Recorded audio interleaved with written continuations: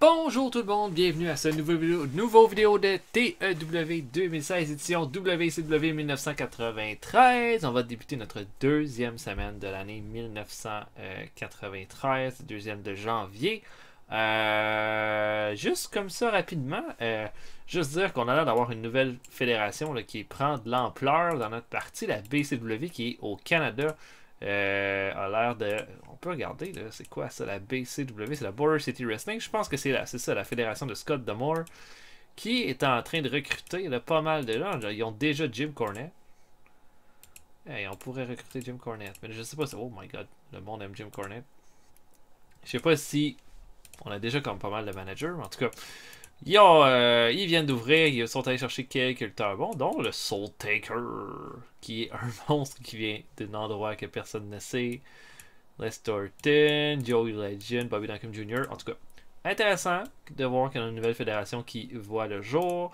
On a aussi, c'était le show de notre développement PP2, le Darkness Falls 2, avec en main event qui devait être quand même pas mal. Psycho 6 contre Hayabusa. Psycho 6 a gardé le titre Pipi. Pipi fait un bout de temps là, que Psycho 6 est champion. Saba a battu Dutch Mantel. Mabel a battu Booker T pour garder le TV title. Un segment entre Chris Candido, Wolfie D et Rob Van Dam et Glenn Jacobs, futur Kane, a battu Scott Taylor. Et c'était aussi le New Year Giant Series de la HPW qui a eu un main event entre Kawada et Akira Taue. Et pas de Misawa. Est-ce que Misawa est blessé? Il est plus là. Il est tout rendu à la NJPW. Non. Mais non. Est-ce qu'il est? Où est? Ah non, mais je suis con, c'est moi qui... C'est mon champion de télé. J'avais complètement perdu la boule. Excusez-moi. La tournée NJPW, Shiro Kushinaka a battu Hiroshi. Ah, c'est... écoute pour ça. Excusez, là, j'étais vraiment dans l'une là-dessus. Dernier show. Oh, puis All American Wrestling, pourquoi pas. Aku a battu Jerry Sags. Et Brian Hubbs a battu le Warlord. J'ai l'impression de voir toujours les mêmes matchs. Puis donc le Clown est rendu là. C'est Matt Bourne. Oh. Ben. Dernier show, on était à Worldwide pour commencer. Rick Rude a battu Dustin Rhodes par disqualification. À noter que c'est à cause d'une intervention de Billy Black et Joel Deaton que ça s'est passé. Jushin Thunder Liger a battu Marty Jannetty. On est en train là, de builder possiblement Liger comme number one contender pour le titre Cruiserweight au pay-per-view. Eddie Guerrero et One Two Three Kid ont battu Chris Benoit et Hardbar dans un combat de Cruiserweight. On a également eu Mike Rotundo qui a challengé Sting pour un combat au prochain pay-per-view. Et pas mal ça.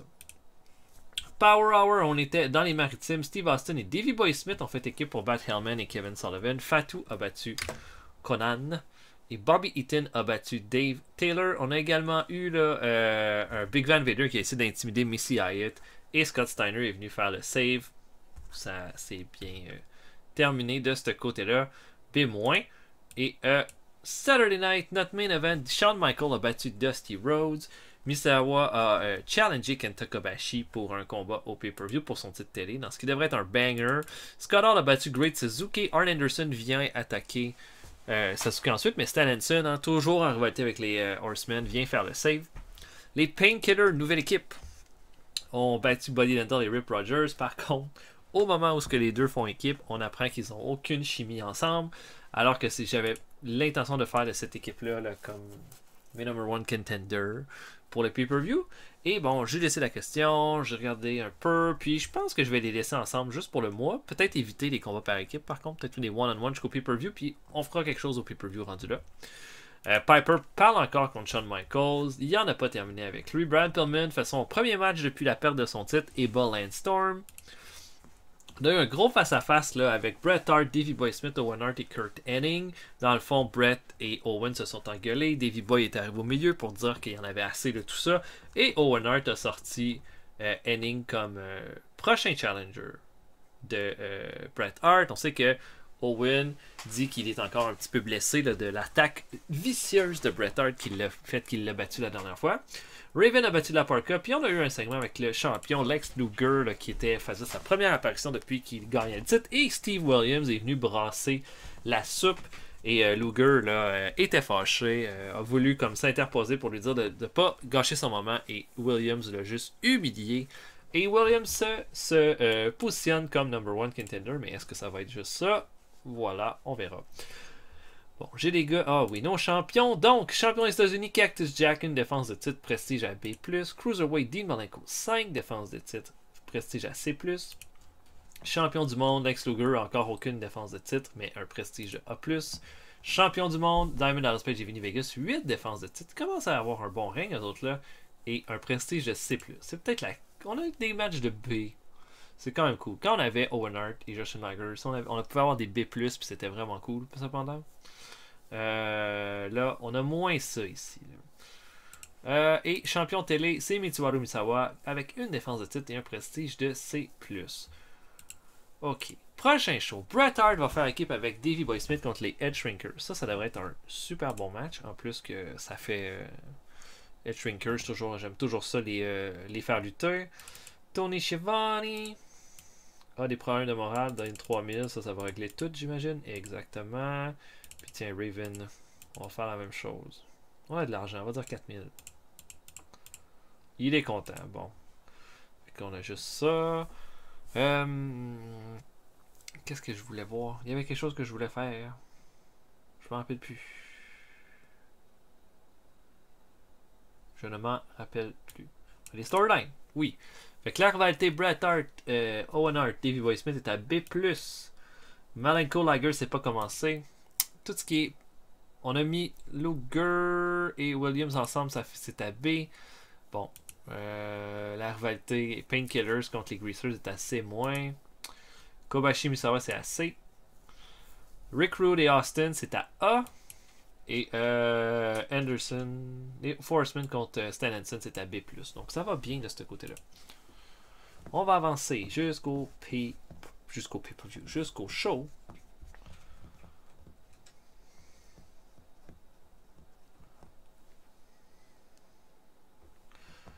Allez, allez. Oh!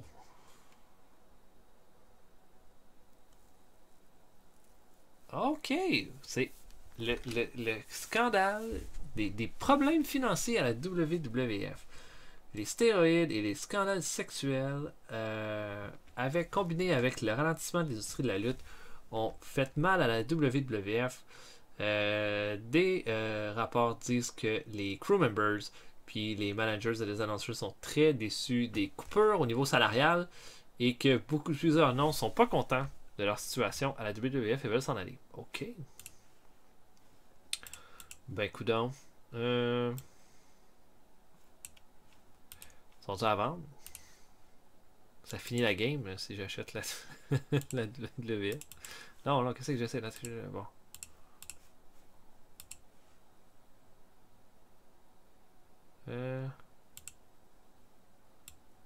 Non. Ils sont pas intéressés à vendre à une compagnie plus petite. Ah. Ok, il y avait un show de lutte américain. Y a-t-il quelqu'un qui sort un peu de ça? J'essaie de voir si c'est des gros noms. On fait du. Bon, là-dessus, Matthews et Curtis Hughes et le Brooklyn Brawler ont battu Dennis Contra et Pat Rose. Pat Rose! Jules Strongbow et Calypso Joe. Jim, ça c'est le fils de Giant Baba. Battu Spellbinder et Mike Moore. Mike Moore, on l'avait lui. Il était avec nous. Ben oui! C'était le Crazy Madman. Ben oui! Au début de notre game. Hey, il a fait quand même quelques bons matchs contre Sting. Ok.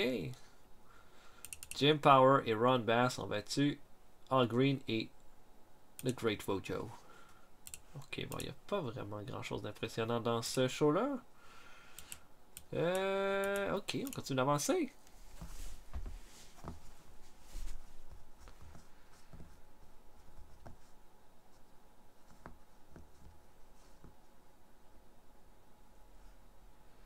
Bon. Rien de spécial. Bon, notre autre PP. PP1. Bill Kazmaier a battu Piz Watley. Ça, c'est des gars-là qui sont pas du tout considérés dans notre. C'est juste des employés, eux autres. Même chose pour Tex Latchinser et Doug Bros.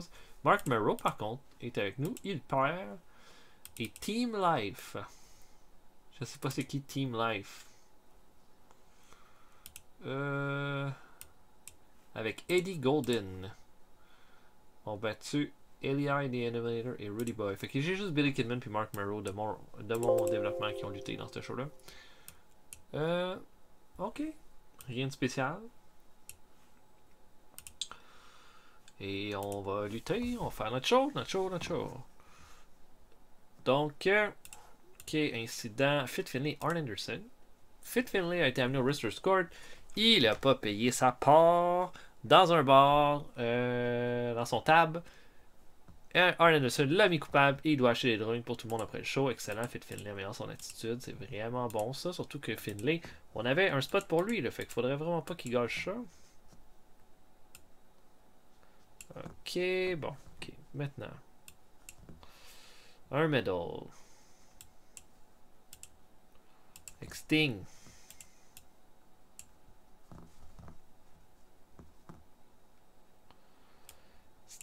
Sting et Kobashi.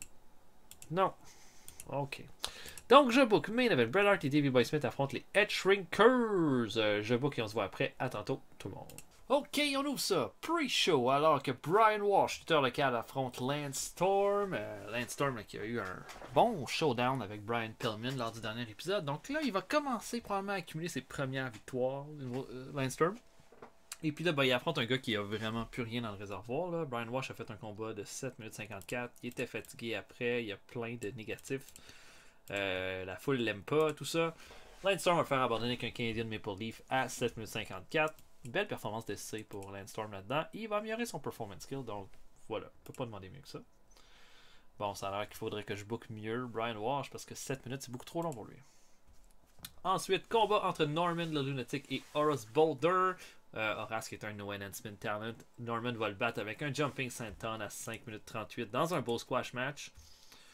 Rien à redire sur ce match-là. Et même que Norman le Lunatic améliore sa technique. La fin du contrat de Norman le Lunatic va s'approcher éventuellement. À voir. Resigner ou garder. S'il est gardé, ça va prendre un repackaging. On va essayer de faire quelque chose. Je sais pas. J'ai pas le goût de faire le Bastion Booger. Ni de faire le moine fou. Mais je me rappelle. Je regardais en plus la Stampede il n'y a pas si longtemps. Puis à quel point il était bon en Moccasin. En tous les cas. C'est moins. Bon match. Ensuite, Great Sasuke affronte Johnny Swinger, un autre lutteur local. Swinger est un vétéran de la ECW et en ce moment un booker, agent, comedy relief pour Impact Wrestling depuis quelques années. Sasuke va gagner avec un Enziguri à 8 minutes 24. Voilà, le Swinger peut-être pas si mal, aucun vraiment négatif pour son premier match comme ça.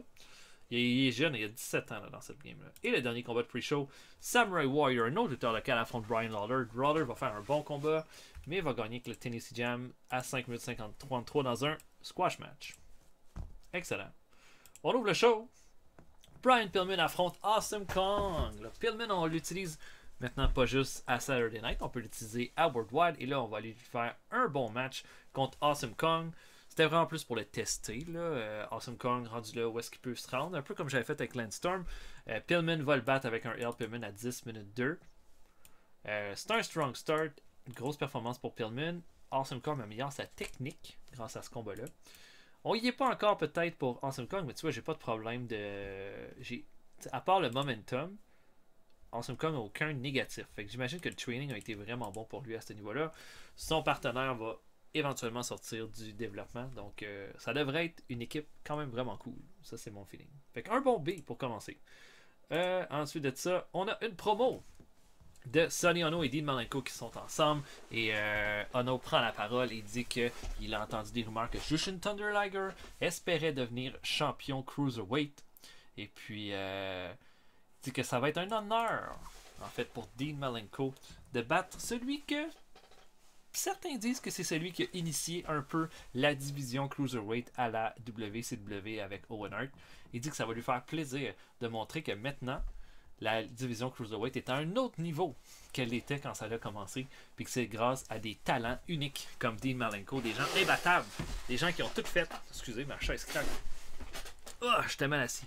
Des gens qui ont tout fait. Puis, il va être l'élément qui va faire du règne de Dean Malenko encore plus légendaire qu'en ce moment. C'est moins. On est pas mal dans la moyenne au niveau des segments avec Dean Malenko. Sonny Ono n'est pas vraiment impressionnant. C'en est un qui pourrait s'en aller éventuellement. Donc, voilà, c'est moins. Chris Jericho affronte Kenta Kobashi. Vraiment plus un combat pour donner des chances à Chris Jericho de bien paraître. Déjà, il fait des C-, hein, fait que c'est quand même pas mal.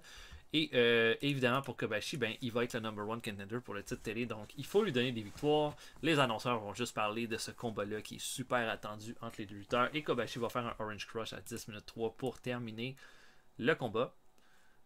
Bon match. On a ensuite Owen Hart qui arrive avant notre main event. Et il dit que il est... Apparemment, là, le monde de la lutte est tout en effervescence. Pourquoi? Parce que il s'avère qu'il va avoir un excellent combat entre Bret Hart et Kurt Hennig. Il va déjà vous donner le gagnant de ce combat-là. Ça va être Kurt Hennig par humiliation totale sur Bret Hart. C'est qu'il finirait bien le travail s'il était en mesure de lutter, mais ça a l'air que le médecin il a dit qu'il y avait encore quelques petits problèmes, tout ça. Et il dit qu'attention, Davey Boy Smith, hein, ce gars-là va faire comme il m'a fait.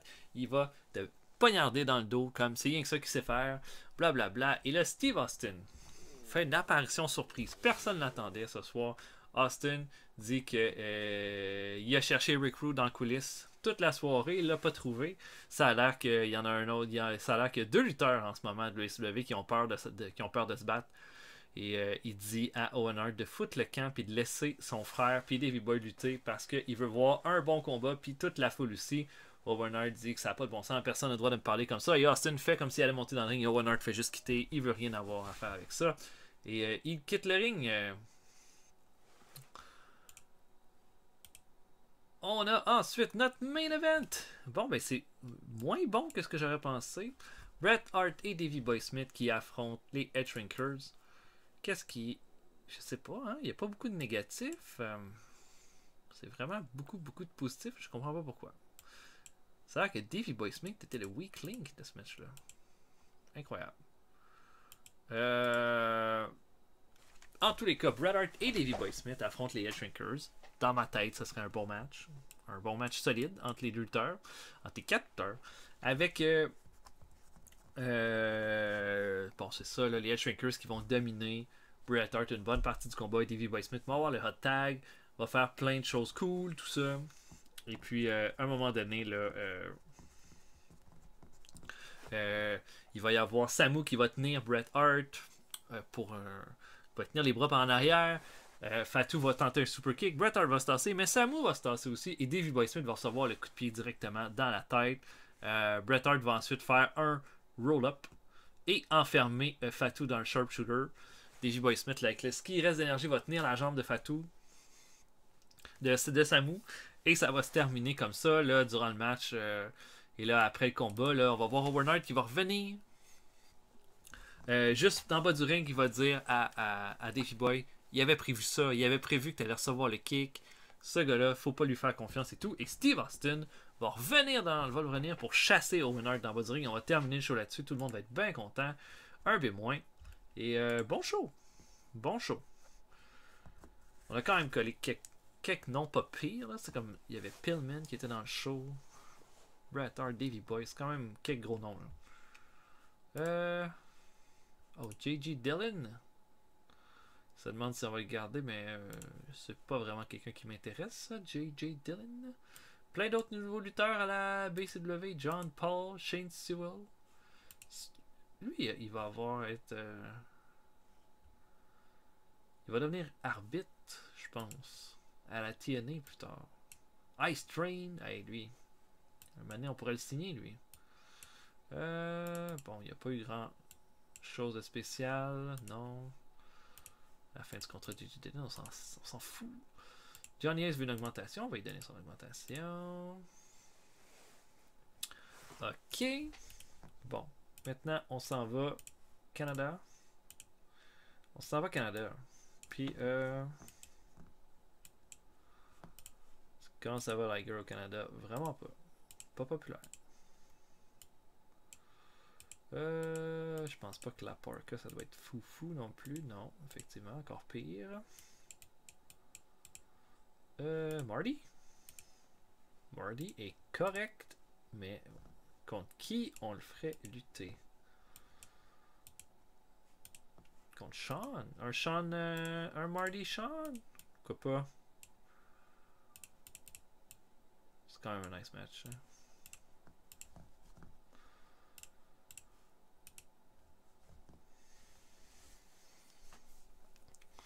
Ok. Bon, il se passe de quoi avec Hardbar et Rip Rogers? Hardbar, non. Hardbar a créé une atmosphère de fun en faisant une bonne blague à Rip Rogers que tout le monde, qui a fait rire tout le monde. Ben, Rip Rogers, hein, qui montre une certaine utilité. On l'a signé pour vraiment remplir notre botte carte, mais bon, Buddy Landel. On va faire de quoi avec Buddy Landel? On essaye quelque chose.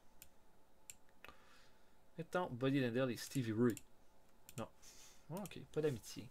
Donc, je book main event Marty Jannetty contre Shawn Michaels et on se voit après. À tantôt, tout le monde. Ok, on est donc devant 175 personnes en Ontario pour ce show-là et on commence en pre-show alors que George Hines affronte Kensuke Sasaki. Bon match.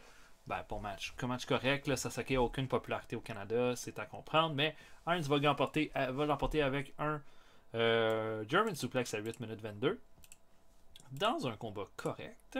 Chris Candido affronte ensuite El Cubano. Candido qui est un lutteur de notre développement. Cubano va gagner avec un Pile Driver à 6 minutes 8. Les deux sont rendus pas mal au niveau de la même chose en niveau de performance. Sauf que Candido en plus a du charisme, un star quality. Et voilà. Rien à dire. Ricky Nelson affronte ensuite Dan Spivey. Spivey va le battre facilement à 7 minutes 17 avec un Spivey Spike. Ça clique pas entre Ricky Nelson. Nelson est aussi un lutteur de notre développement. Voilà. Et dernier combat de pre-show, Jushin Thunder Liger affronte Michio Mochizuki, qui est le seul lutteur local que je pouvais prendre en Ontario. Je pense que Mochizuki a des notes épouvantables. Poor basic, poor selling, inconsistency, blablabla. Et il va l'emporter Liger avec un Liger Bomb à 5 minutes 36 dans un squash match. On va ouvrir le show avec Stan Hansen qui va se pointer au ring. Là, tout le monde est vraiment content de le voir. Et puis, il va dire que ça n'est pas terminé avec les Horsemen. Hein, puis que la semaine passée, ils ont montré que les Horsemen ont encore besoin d'une bonne leçon, même si Ric Flair n'est pas là en ce moment. Et Arn Anderson et Scott Hall vont se pointer au ring. Anderson dit que Ric Flair a un break tout à fait mérité en ce moment. Et puis que... par contre, on s'est donné comme mission de te fermer la gueule avec en l'absence de Rick, puis que le problème va être réglé avant qu'il revienne.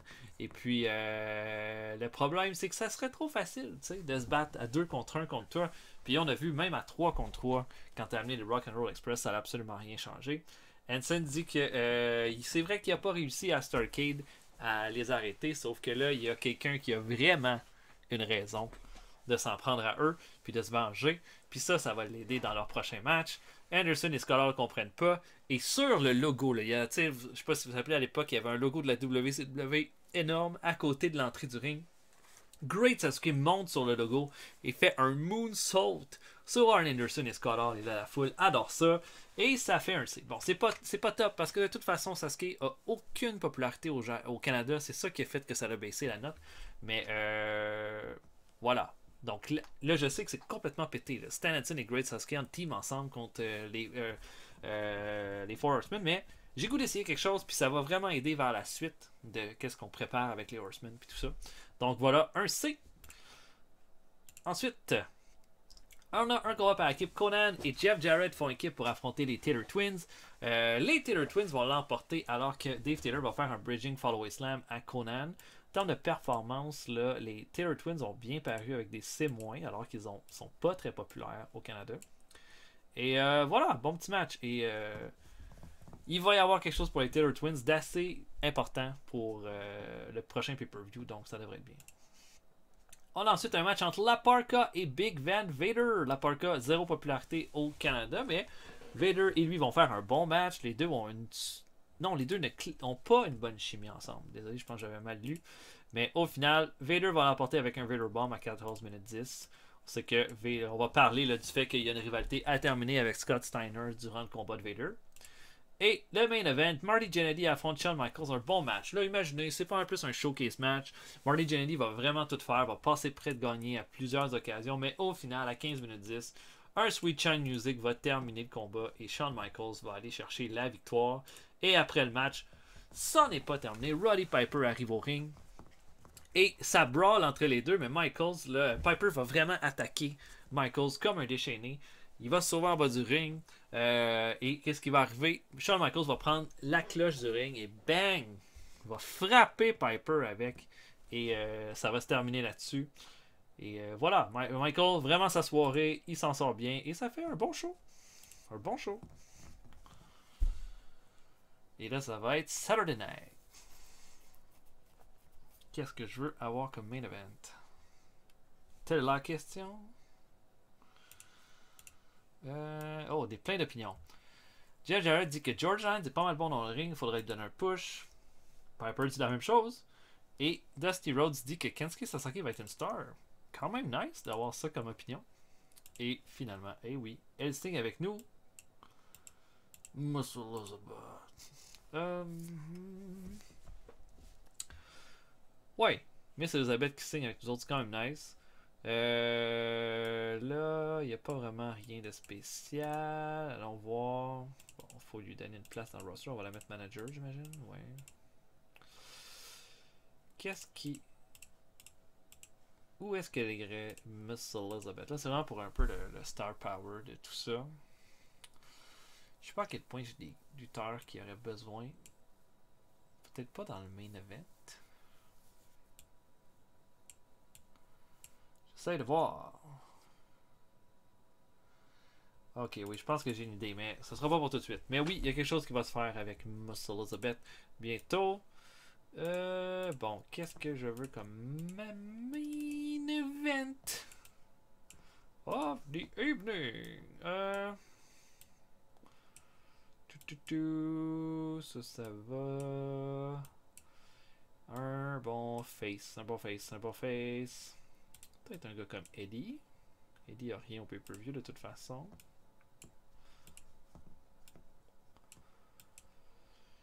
Eddie, non. Pas les Rhodes. Non, pas les Rhodes. Parce que j'ai décidé pas les Rhodes. Ok, Cactus Jack. Non. Non, non, non. Bobby Eaton.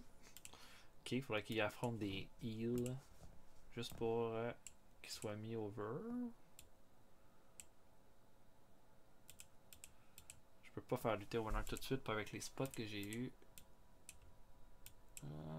Non. Arn et Scott Hall. Ils ont un segment. Ils ont eu leur gros segment.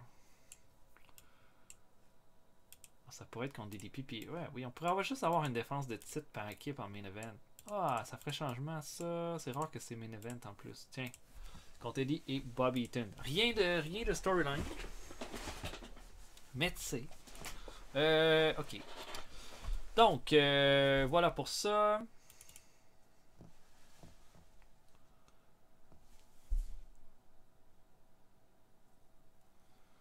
On va avancer en 2 jours. Consentido.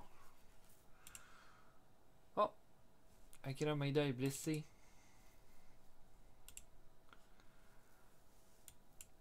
Et c'était Superstars. Le main event, Earthquake a battu Jim Duggan. Randy Savage a battu Barry Hardy. Un gros segment entre Undertaker, le $1 Million Man et Hulk Hogan. Ok.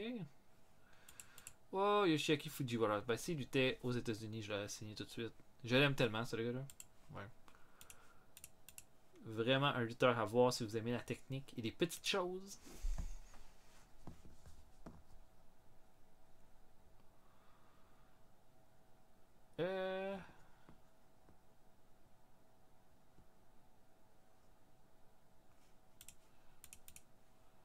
Ok, le rating de Power Hour, .26. Bon. Mr. T signe à la SWS. C'est quoi ça, la SWS? La World of Sports.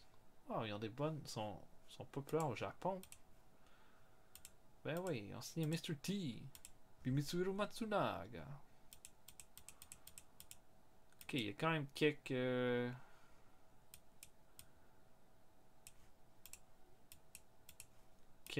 gros noms là-bas. Eh ben, Mr. T. Intéressant. Intéressant, mais pas si intéressant. En tant que manager. Gary Albright est de retour à 100%. Comment ça va lui au niveau physique? Parce que c'est quand même un gars vraiment talentueux, Gary Albright. Ok, non, rien de spécial. Avançons. Ok, donc, je book. On va avoir... oh, excusez. Kubano a été amené au Wrestlers Court à cause qu'il n'arrêtait pas d'avoir une attitude arrogante. Le juge, Arn Anderson, l'a mis coupable et lui a dit de rester silencieux jusqu'à la fin de la soirée puis d'acheter des drinks pour tout le monde après le show. Bon. El Kubano, améliore ton attitude. Ok. Peut-être on va essayer un medal. Mettons avec George South. Mettons George South. Ok. Un gars comme George South et Clint Storm. Tout le monde aime. Non, j'ai mis la parka, mais ça n'a rien changé. Bon. Ok, donc je book le main event. Championnat par équipe. Eddie Guerrero et Bobby Eaton contre les Greasers. Et on se voit après. À tantôt, tout le monde. Ok, donc on ouvre ça. On est dans le. On est devant 14 407 personnes au Lawrence Joe Coliseum. On est en pre-show alors que Biff Wellington, notre enhancement talent, affronte Jack Victory. Victory va l'emporter avec un Victory Plex à 9 minutes 37. Combat sans histoire, juste pour du momentum pour Jack Victory. Matt Hardy, lutteur local, affronte George South et Sword va gagner par soumission avec un abdominal stretch dans un squash match à 6 minutes 20. Première fois que j'essayais un des Hardys, donc voilà, on donne ça. Ils sont très très green à cette époque-là. Ensuite, on a un match entre le 1-2-3 Kid et il s'appelait Edge dans le développement, mais Edge, on s'entend, il s'est jamais nommé Edge avant super longtemps à la WWF. Donc, j'ai pris le nom que la WCW lui avait donné, qui était Damon Striker. Les deux ont une excellente chimie ensemble, et 1-2-3 Kid va faire un super kick à 5 minutes 32 pour l'emporter. Et dernier combat de pre-show, la Can-Am Collection affronte l'équipe de Bob Holly et de Victor Zandiev. Victor Zandiev, ça pue encore, hein, comme ça fait quoi, 2 ans qu'on l'a dans le développement, il est encore à chier. Probablement que ça pourrait être un genre de lutteur qu'on se débarrasse éventuellement. Dans tous les cas, la Can-Am Collection va l'emporter. Ils vont faire une belle performance. Et un Tiger Driver de Phil LaFon va terminer le match. On ouvre le combat avec un championnat des États-Unis. Alors que Cactus Jack défend le titre des États-Unis contre Art Barr. Un bon match entre les deux. Donc un bon B qui nous fait un hot start. Cactus Jack va juste gagner clean à 14 minutes 40 avec un double arm DDT. Art Barr fait bien son travail à ce niveau-là. Il fait bien paraître Cactus Jack. Une deuxième défense de titre. Et après le combat, Paulie Dangerously arrive avec ses Skyscrapers, Mike Awesome et Dan Spivey. Il dit que ça a été pas mal décevant de se remettre de la défaite de Starrcade, mais il y a une chose qui pourrait faire vraiment du bien à mes Skyscrapers, c'est de l'or. En ce moment. Il te regarde aller, Cactus Jack. On pense que tu pourras pas garder ce rythme-là longtemps. Tu as toujours été un gars un peu qui thrive quand il est devant des situations compliquées. Puis nous, on veut te donner, on va t'aider à ce niveau-là. On va te donner la situation la plus compliquée que tu pourrais pas avoir. Pourquoi pas avoir mes Skyscrapers t'affronter pour le titre des États-Unis. Là, je sais que ce serait pas vraiment juste de faire un combat handicap, mais pourquoi pas donner une chance à Spivey la semaine prochaine, puis ensuite à Mike Awesome pour le titre des États-Unis. Puis on va voir si mes hommes vont être capables, en mesure d'aller te chercher. Est-ce que tu vas être en mesure d'aller au-delà de l'adversité encore une fois, puis de montrer tout ton courage, Cactus Jack qui vient de se faire, sort d'un gros combat super étreignant contre Art Barr, dit comme, come on, let's go, n'importe quand. évidemment, ça fait comme un segment absolument génial, en fait. Un A+, ça va être excellent pour Mike Awesome, puis pour Cactus Jack pour en faire des gros noms. Pour Dan Spivey, là, on est comme un peu à la fin, à mon avis, là, de l'expérimentation. Je pense que Awesome est prêt à être tout seul, éventuellement. On a ensuite un match entre Sid Vicious et Johnny Ace. Bon combat entre les deux lutteurs. Puis, qu'est-ce qui va arriver, c'est que Vicious va placer Johnny Ace pour le powerbomb. Il va le soulever, et au moment où il va le soulever, Shane Douglas va arriver, il va donner un coup de chaise dans le dos de Sid Vicious. Johnny Ace, et là, Vicious voit ça, il a mal, mais il est furieux, il veut attraper les deux lutteurs, mais Johnny Ace et Shane Douglas vont s'enfuir, et Sid Vicious va partir à leur poursuite. Un bon B, je suis bien content du combat. Lord Steven Regal rencontre Finlay en coulisses. Il dit qu'il est là, Finlay, comme prêt à se battre. C'est comme les deux ont une historique entre les deux. Puis là, Regal dit wow, il n'y a rien de ça. Écoute, mes Blue, il faut que je me remette. Il faut que je me remette sur la track. Puis je sais que ce qui me remet sur la track, c'est de remettre les Blue Bloods comme ils étaient avant. Les Taylor Twins sont déjà excellents. J'ai besoin de plus. Puis je veux t'offrir une chance, une opportunité d'aller dans les Blue Bloods. Tu t'en vas nulle part de toute façon, blablabla.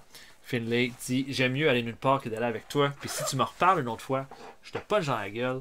Et Regal va faire ok, je veux rien savoir de plus. Et on arrête ça là. That's it. Un B- pour ce segment-là. Combat par équipe, Sting et Steve Armstrong affrontent Rip Roger et Mike Rotundo. Un bon petit match entre les deux. Meilleure performance revient à Sting. Dans ce combat-là, Sting va faire un Stinger Splash pour faire le pin sur Rip Rogers. Et là, Mike Rotundo, lui, il veut un match contre Sting au pay-per-view. Il est furieux. Il relève Rip Rogers, lui fait son stock market crash. Et Sting comprend rien, tu sais. C'est comme ce gars-là, il est 100 fois ni loi. Et voilà, donc Rotundo, là, il est fâché. Il veut son match contre Sting. Et that's it. Un B. Un combat entre Dustin Rhodes et Kevin Sullivan. Bon match entre les deux lutteurs. Combat bien old school, tout ça. Puis Dustin Rhodes, au final, va faire un running bulldog à 15 minutes 17. Puis va aller chercher la victoire sur Kevin Sullivan. Et après le combat, Hellman attaque immédiatement Dustin Rhodes. Mais Dustin Rhodes se défend bien. Et puis Billy Black et Joel Deaton arrivent. Et là, c'est comme s'il tasse Dustin Rhodes, puis il commence à se battre avec Kevin Sullivan et le Hellman jusqu'en coulisses. Dustin Rhodes comprend rien. Qu'est-ce qui se passe ici? Et voilà. On a un gros segment ensuite avec Arnold Schwarzenegger qui dit que le board de la WCW pense que il veut d'abord remercier Lex Luger pour sa grosse victoire à Starrcade sur Brian Pillman. Brian Pillman a été un excellent champion pour la WCW, puis il espère que Lex Luger va en être tout autant un. Sauf qu'il dit que le board est moyennement content de la façon que Luger l'a remporté avec l'intervention de Bobby Heenan. Et puis il dit que d'abord, il annonce officiellement que Steve Williams aura une chance pour le titre au prochain pay-per-view. Cependant, ce n'est pas tout, parce que Lex Luger va devoir défendre son titre pas contre un talent, mais contre deux autres talents lors du prochain pay-per-view, parce qu'il lance un Fatal 4-Way. Et non, excusez-moi, il annonce un Triple Threat, pas un Fatal 4-Way. Il va y avoir, donc, il va affronter deux hommes au pay-per-view. Et il annonce qu'il y aura une bataille royale la semaine prochaine pour déterminer qui sera le troisième homme à affronter Lex Luger au pay-per-view. Donc, excellent. Ça, super bon segment. Une super belle annonce. Ça devrait être pas mal cool, ce combat-là, la semaine prochaine. Et le main event, Eddie Guerrero et Bobby Eaton affrontent les Greasers. Bon match de B entre les 4 talents dans le ring. Au final, ben, la meilleure performance, c'est Eddie Guerrero et Diamond Dallas Page qui vont la donner. Mais ils vont terminer ça clean. Dans le fond, Diamond DDP va surprendre Eddie Guerrero avec un Diamond Cutter. Il va faire une 9e défense pour le titre par équipe. Eddie Guerrero va améliorer son Performance Skill. Bobby Eaton son Rumble Skills. Je suis satisfait. C'est exactement une affaire comme ça que je voulais là, pour terminer le show. Et finalement, on finit le show alors que Sid Vicious là, réussit à rattraper Shane Douglas en coulisses, l'attrape et le lance de toutes ses forces contre un mur. Johnny Ace va intervenir et Sid Vicious va lui donner un big boot en pleine gueule et pouf! Arrive de nulle part, Raven va donner un coup de sledgehammer derrière la tête de Sid Vicious, va le prendre et va lui faire un Raven Flow DDT directement sur le ciment Et il va le mettre KO. Et c'est comme ça qu'on va terminer le show avec un B. Bon, pas assez de Madame Cute. J'ai pas pensé à ça. Mais un B. Bon, ok. C'est pas incroyable, mais je pense qu'on avait un show qui aurait donné un B parce que c'était pas mal ça la moyenne de nos affaires. Ben voilà. Fait que, vous voyez, j'ai pas utilisé. C'était pas tant une soirée de gros lutteurs. Comme c'est pas une soirée de Star Power, mais on a, je pense, pas mal bien utilisé tout le monde. Toutes les rivalités que je voulais faire sont pas mal toutes amorcées dans la semaine. Dustin Rhodes dit que Power est en train de devenir bon dans le ring, il faudrait le pusher. Lord Steven Gold dit la même chose de 1-2-2 Kid. 4.41 de code d'écoute. Est-ce que c'est bon ça? On a fait 4.39 la semaine passée. 4.25, 4.31 pour Flair contre Guerrero. 4.33, fait 4.35. 4.41, c'est quand même une augmentation, oui, absolument. Steve Williams veut une augmentation de 7 000, de 5 000 $, on va lui donner. Et voilà pour ça. Pour le prochain show. Moi, j'aurais qu'un 6-man tag pour notre prochain épisode.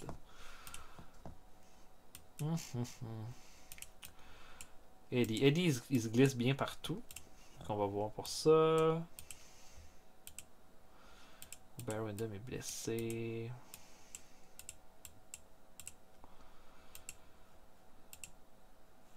Patriot. Ça c'en est un autre que ça s'en vient. Le push s'en vient.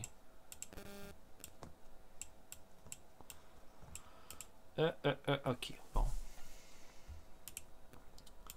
Sinon, non, je pense que j'ai trouvé. Trouver ce que je veux. Joel Ditton et Dustin Rhodes.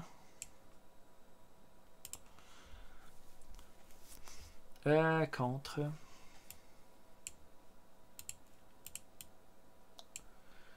Kevin Sullivan. Le Hellman. On trouvera n'importe quel heel qui peut fitter là-dedans. Mais qui est au moins un mid-carder. Non, pas ça. Henning non plus. Ni Chris Benoit. Tiens, Buddy Landell, ça va faire l'affaire. Ok, fait que main event du prochain show. Billy Back, George Eaton, Dustin Rhodes contre Kevin Sullivan, Hellman et Buddy Landell. Ok, fait que j'espère que vous avez apprécié. On va se voir pour un prochain épisode bientôt tout le monde. Puis pour le reste, je vous souhaite une excellente journée. Salut tout le monde, à la prochaine.